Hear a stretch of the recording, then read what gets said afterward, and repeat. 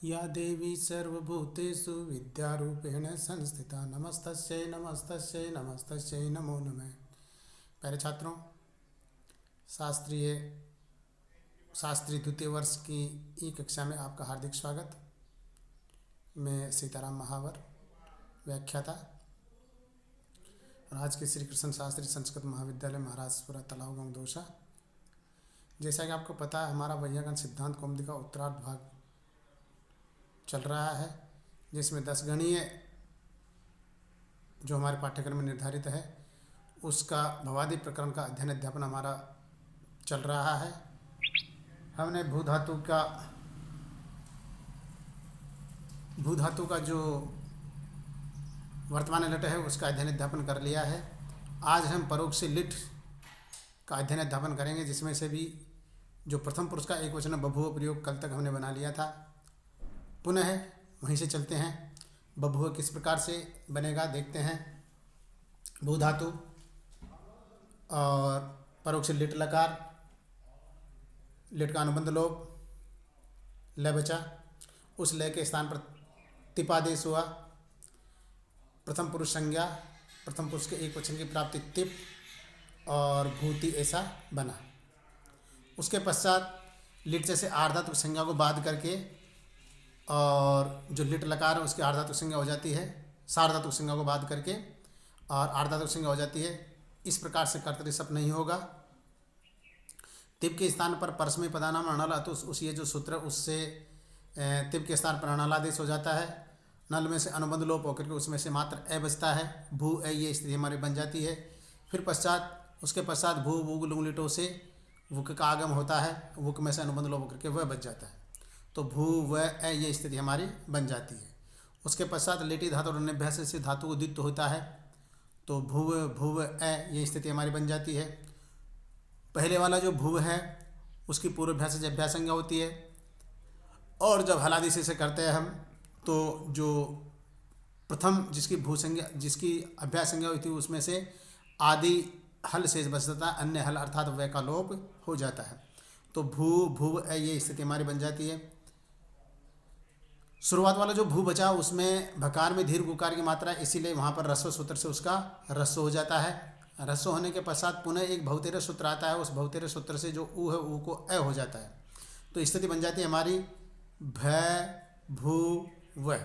जो भ है उस भ को अभ्यास चर्चा से ब हो जाता है, तो ब भू व ये प्रयोग हमारा बन जाता है। बीच में कोई शंका समाधान भी आता है तो उसका कोई विशेष बता देता हूँ आपको। देखिए क्या होता है कि बभुव बन गया, बभुव बन गया। फिर वहाँ पर क्या होता है, एक सूत्र असिद्धवत्रा भावात, जैसा कि आपको इसमें दिखाई दे रहा है असिद्धवत्रा भावात। इस नियम के आधार पर आभीय सूत्र जो अचिष्णु धातु भ्रुवाम योरी वंगोव है उस सूत्र की प्राप्ति होती है। तो भू भूग यह है आभीय सूत्र असिद्ध होता हुआ प्रतीत होता है, अर्थात वो का आगम जो है वो दृष्टिगोचर नहीं होता।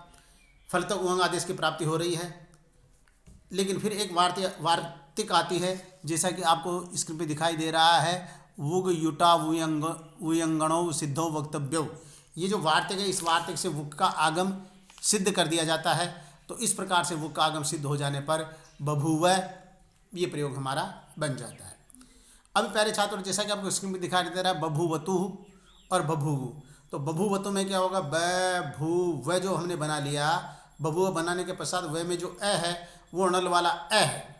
अब तिप के स्थान पर तो णल हुआ था, तस के स्थान पर अतुस होगा, तस के स्थान पर अतुस होगा। बाकी की प्रक्रिया वो की वो ही रहेगी, बाकी की प्रक्रिया वो की वो ही रहेगी। इसलिए यहाँ पर जो अतुस आ जाएगा तो वही वह हलंत रहेगा। अतुस वाले ऐसे वह पूरा हो जाएगा, तू और सकार का रुत्व विसर्ग होकर के ब भू वू ऐसा प्रयोग हमारा बनेगा। तो तिप तस में प्रयोग बन गया।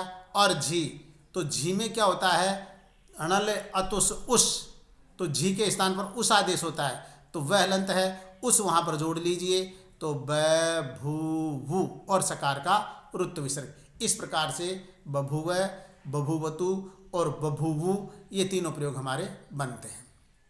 आगे चलिए, अग्रिम सूत्र आया हमारा आर धातु विषय डवलादे। तो बभुव, बभुवतु, बभुवु बन गया। अब चलते हैं अपन मध्यम पुरुष के एकवचन में, तो बभुविथ। देखिए प्यारे छात्रों, अणल, अतुस, उस और मध्यम पुरुष के जो शिव प्रत्यय आता है, शिव के स्थान पर आदेश हो जाता है थल। तो ब, भू, व और थल में से अनुबंध लोप होकर के बचता है थ। तो ब, भू, वलंत और थल का थ। अब ये जो सूत्र हमारा आर धातु से डबला दी, ये सूत्र क्या कहता है? देखिए, वलादे आर धातु से इडागम स्यात्, अर्थात ये बता रहा वल प्रत्याहार वाला वर्ण है आदि में जिसके, वल प्रत्याहार वाला वर्ण है आदि में जिसके, ऐसी आर धातु को इट का आगम होता है। तो वह और ये जो थल है इसके बीच में हमारा ये जो सूत्र है आर धातु से डबला दे, इस सूत्र से इट का आगम हो जाता है। जब इट का आगम हो जाएगा तो इट के आगे में टय की संज्ञा और उसका लोप होकर के मात्र ई बचेगा। तो इस प्रकार से ये बन जाएगा हमारा ब, भू, वी, थ, बभुविथ। और फिर देखिए बभुविथ के आगे बभुवथु। इसमें मैं बताऊं आपको, पूरा जो प्रयोग है उस पूरे प्रयोग में आपको परोक्ष लिट वाला जो पूरा प्रयोग है वहाँ पर आपको बभुव तो बनाना है हलंत वाला व, बभुव। ये जो हलंत व है, यहाँ तक के पूरे प्रयोग बनाने के पश्चात जो प्रत्यय है उन प्रत्ययों को जोड़ लीजिए। तो सिप के स्थान पर तो थल हुआ, थस के स्थान पर अथुस होगा, अथुस, अथुस होगा। तो प्यारे छात्रों ध्यान दीजिए, ब, भू, व और अथुस को उसमें जोड़ लेते हैं तो वह पूरा हो जाएगा थु, और आगे जो सकार है उस सकार का विसर्ग होकर के ब, भू, व, थु, ऐसा प्रयोग हमारा बन जाता है। अब फिर आया सिप, थस और थ के स्थान पर थल, अथुस, अ आता है, मात्र अ। तो अ आएगा तो हमारा व पूरा हो जाएगा, तो बभुव, बभुव। इस प्रकार से प्रयोग हमारा बना। उसके आगे देखिए, उसके आगे प्रयोग आता है हमारा मध्यम पुरुष के एकवचन बभुव, बभुव। तो अब जो हमारा सूत्र है वही परस्मै पदानाम अणल उस, तो ये क्या करेगा, उत्तम पुरुष का जो मिप है, मिप के स्थान पर अणल अतुसुस थल अतुस से अणल करेगा, अणल। तो अणल जब करेगा तो अणल में से वही अनुबंध लोप होकर के ए बचेगा, तो बभुव, ये बभुव प्रयोग हमारा बनेगा। उसके पश्चात बभुव और वस और मस, इनके स्थान पर अणल अतुसुस थल अतुस से अणल, व और म आदेश होता है, व और म आदेश होता है। और उसके पश्चात ये जो हमारा बीच में सूत्र है, ये आर धातु से डबला दे, इस सूत्र से इट प्रत्यय हो जाता है, इस सूत्र से इट प्रत्यय हो जाता है। तो इट प्रत्यय हो जाएगा, इट में से अनुबंध लोप करके वही ई बचेगा, तो वो ई को जोड़ दीजिए, तो बभुविव और बभुविम। इस प्रकार से ये हमारा परोक्ष लिट के प्रयोग बनते हैं। एक बार पुनः दोहरा देता हूँ, बभुव, बभुवतु, बभुवु, बभुविथ, बभुवथु, बभुव, बभुव, बभुविव, बभुविम। इस प्रकार से ये हमारे परोक्ष लिट लकार के प्रयोग, नो प्रयोग हमारे इस प्रकार से बनते हैं। तो प्यारे छात्रों,